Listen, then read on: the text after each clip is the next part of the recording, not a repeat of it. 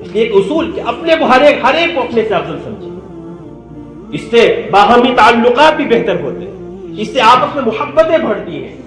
ہمارے معاشرے کی جو دوریاں ہیں اور انتشار، اس کی ایک بہت بڑی وجہ یہ ہے کہ ہم میں سے ہر ایک آدمی اپنے آپ کو افضل سمجھتا ہے، ہم میں سے ہر ایک آدمی اپنے آپ کو بہتر سمجھتا ہے اور دوسروں کو کسی خاطر میں لاتا ہی نہیں۔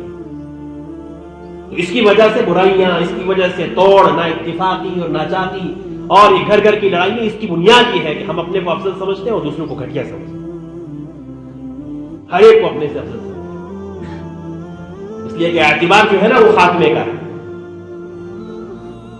ابھی اگر ہم ایمان کی حالت میں ہیں تو اگر ہمارا ایمان پر خاتمہ ہوگا تو ہم اللہ کے ہاں مقرب بنیں گے اور اللہ کی جنتوں کے مالک بنیں گے۔ اللہ نہ کرے اگر ایمان پر خاتمہ نہ ہوا، زندگی کی نمازیں، روزے، صدقات اور سب کچھ دھرا کا دھرا رہ جائے۔ اور یہ مضمون میں اپنی جیب سے نہیں کہہ رہا ہوں، آقا کا فرمان ہے العبرۃ بالخواتین، اعتبار تو خاتمے کا ہے، یہ آقا کی حدیث ہے۔ اسی ضمن میں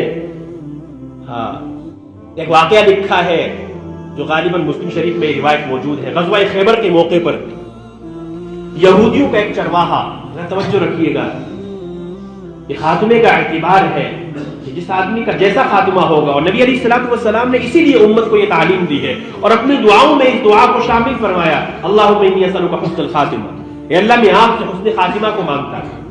تو یہ حسن خاتمہ ہمیشہ اللہ سے مانگتے رہنا چاہیے کہ رب کریم جس طرح آپ نے اپنے کرم سے ایمان کی دولت دی ہے، اسی طریقے سے جاتے وقت مرتے وقت ہمارا ایمان ہمارے ساتھ رہنا چاہیے۔ تو غزوہ خیبر کا موقع ہے، ایک یہودیوں کا چرواہا بکریاں چلاتے ہوئے جہاں صحابہ کرام نے پڑاؤ ڈالا تھا وہاں پر آتا ہے، دیکھتا ہے کہ کچھ لوگ یہاں جمع ہیں، تو پوچھا کہ آپ کون لوگ ہیں؟ صحابہ نے اپنا تعارف کروایا کہ تمہارا کیا مشن ہے، صحابہ نے وہ بھی بتایا، پھر کہا کہ تمہارے سردار کون ہیں؟ تو نبی کریم صلی اللہ علیہ وسلم اس وقت اپنے خیمے میں تشریف فرما تھے، جو ایک جھوپڑی ٹائپ خیمہ تھا اس میں تشریف فرما تھے۔ تو صحابہ نے اس یہودی کے چرواہے کو، جو کہ غیر مسلم ہے، اللہ کے نبی کے پاس پہنچایا صلی اللہ علیہ وسلم۔ نبی کریم صلی اللہ علیہ وسلم نے اسے اسلام کی دعوت دی، بات چیت ہونے کے بعد اسلام کی دعوت دی، اس نے اسلام قبول کر لیا۔ اسلام قبول کرنے کے بعد اس آدمی نے، اس یہودیوں کے چرواہے نے نبی علیہ الصلوۃ والسلام سے پوچھا کہ میری کیا ذمہ داری ہے، میرا کیا کام ہے؟ نبی علیہ الصلوۃ والسلام نے فرمایا کہ اس وقت کوئی نماز تو فرض ہے نہیں کہ تم سے نماز پڑھواؤں، زکوٰۃ روزے کا معاملہ تو ہے نہیں، ایک ایسی عبادت اس وقت انجام دی جانے لگی ہے جو تلواروں کے سائے میں ہوگی، جو جہاد والا عمل اب ہونے لگا ہے، تم اس میں شامل ہو جاؤ۔ اس سے پہلے نبی علیہ الصلوۃ والسلام نے اس یہودیوں کے چرواہے سے کہا یہ بکریاں جن کی ہیں ان کو واپس کر کے آؤ۔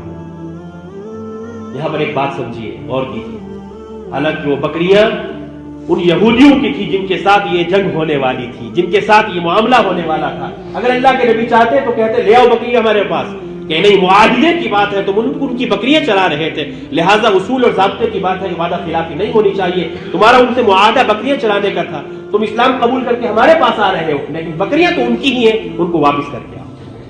تو یہ گئے اور بکریاں واپس کر کے آئے۔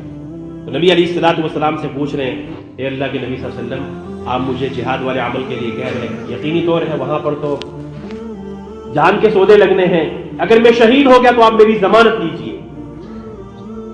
چند ساعات کا مسلمان اللہ کے نبی علیہ الصلوۃ والسلام سے ضمانت مانگ رہا ہے، آپ میری ضمانت لیجیے۔ نبی علیہ الصلوۃ والسلام نے فرمایا ہاں میں تمہاری ضمانت لیتا ہوں کہ اگر تم اس معرکے میں شہید ہو گئے تو سیدھا اللہ کی جنت میں جاؤ گے۔ تو پھر وہ اللہ کے نبی علیہ الصلوۃ والسلام کے اس کہنے پر پھر وہ جہاد میں شہید ہوئے، اس میدان معرکے میں شہید ہو گئے۔ اس کے بعد جب صحابہ کرام نے لاشوں کو دیکھا تو کچھ صحابہ انہیں نہیں جان پائے کہ یہ شخص اجنبی سا ہمارے لاشوں میں کون ہے۔ نبی علیہ الصلوۃ والسلام کو اس کی اطلاع دی گئی، آقا بذات خود پہنچے صلی اللہ علیہ وسلم اور دیکھ کر کے فرمایا کہ تم اسے نہیں جانتے، اسے میں جانتا ہوں، یہ میرا وہ امتی اور صحابی ہے جس نے ایک نماز نہیں پڑھی، کوئی روزہ نہیں رکھا، کوئی نیک عمل نہیں کیا، اسلام قبول کرنے کے بعد میرے کہنے پر اللہ کے راستے میں جہاد میں شریک ہوا ہے اور شہید ہوا ہے، میں تم سب کو گواہ بنا کر کے کہتا ہوں کہ یہ جنت ہے۔ وجہ پتہ کیا اس کی؟ اس لیے کہ اس کا خاتمہ ایمان پر ہوا، اس کا خاتمہ وجہ میرے اس واقعے کے سنانے کا مقصد یہ ہے کہ اگر ابھی کچھ ساعت پہلے اس کا انتقال ہو جاتا، بکریاں چراتے ہوئے مر جاتا تو یقینی طور سے جہنم میں جاتا، اس لیے کہ کفر پر مرتا، لیکن اللہ کے نبی میں کی صحبت میں آ کے اسلام قبول کیا۔ آقا صحابہ کے سامنے فرما رہے کہ تم سب اس کا گواہ رہنا کہ یہ صحابی کیا ہے، جنت۔ اس سے پتہ یہ چلا کہ اعتبار خاتمے کا ہے. لہذا جب اعتبار خاتمے کا ہے تو اپنے ایمان کی فکر کرتے رہنا چاہیے، دوسروں کے عیوب پر کبھی نظر نہیں رکھنی چاہیے.